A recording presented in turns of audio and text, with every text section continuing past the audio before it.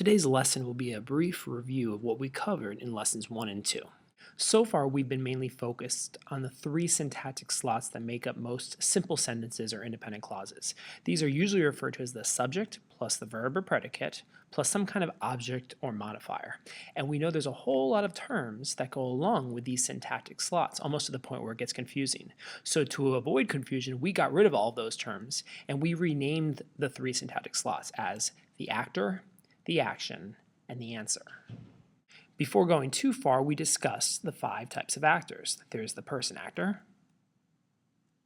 the place actor, the thing actor, the idea actor, and what we call the verb actor.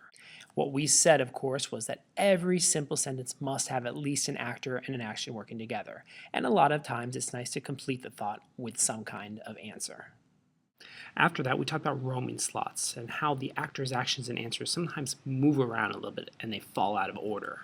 Sometimes the answer will come first. Over they went. Sometimes the answer will come between the actor and the action. We quickly left.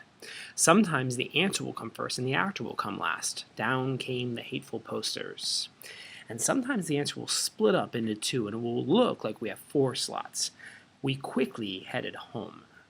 And sometimes you will have multiple actors, actions, and answers. Sometimes you'll have 2 actors, Bob and Tina boarded the plane. Sometimes 3 actors, Bob, Tina, and Mark watched the movie. Sometimes 3 actions, Bob tripped, stumbled, and fell down the stairs. And sometimes multiple answers, he broke his arm and leg. We finished our conversation about simple sentences with compound actions, and we talked about how sometimes you'll have one actor doing multiple actions to multiple answers. The best way to handle this, we said, was to keep the appropriate action close to the appropriate answer. So the car left, well, it probably left the garage, so we'll keep those close together. And it drove where? Down the street, so we'll keep those close together. Your sentence would probably look something like this. The car left the garage and drove down the street. It is technically still a simple sentence, but in this sentence, the actor is just a little bit busier than normal.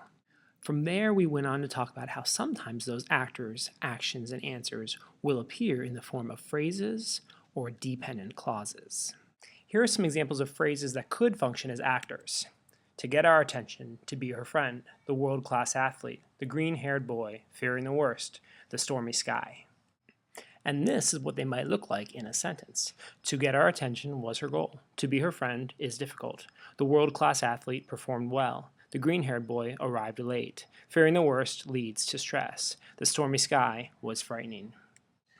Of course, dependent clauses could also function as actors, and here are some examples of dependent clauses that might function as actors. Whosoever took the last slice of pizza, whoever wants to come, who stole the cookie from the cookie jar, whichever is the quickest way. And here's how they might look in their own sentences. Whosoever took the last slice of pizza shall pay. This one doesn't have an answer, but it doesn't really need one. Whoever wants to come should get ready. Who stole the cookie from the cookie jar is the question. Whichever is the quickest way is best.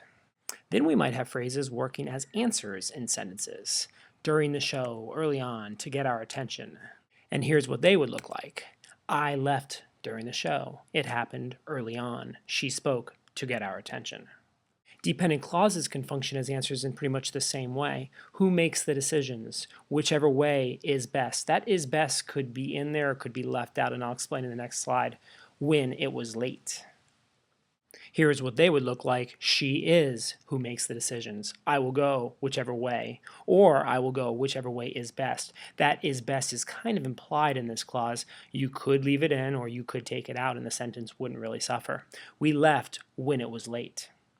Now, one thing to remember is phrases can function as actions. However, clauses cannot function as actions because remember, all clauses must have an actor and an action within them, so therefore they are disqualified as functioning as a solitary action.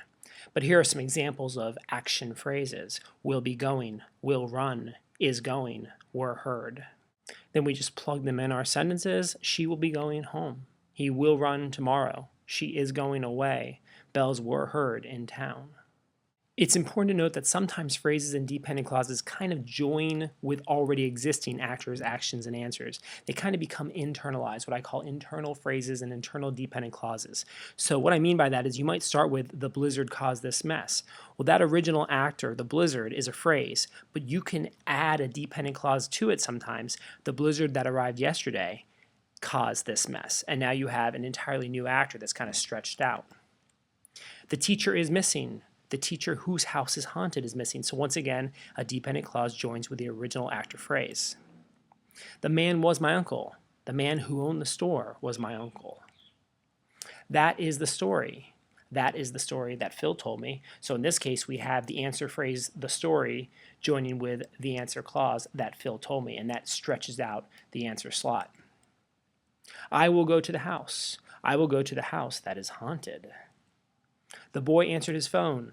The boy answered his phone during the movie. How rude, right? And in this case, we already had an answer phrase and we added an additional answer phrase. So today was pretty much just a review to reinforce the idea that most independent clauses have these three syntactic slots: this actor, this action, this answer. And just remember that sometimes those actors, actions, and answers will be single words, sometimes they will be phrases, and sometimes they will be dependent clauses. So thanks for joining me, and I hope you will join me in Lesson 4 when we start to learn how to vary our sentence structures. Have a great day, everybody. Bye-bye.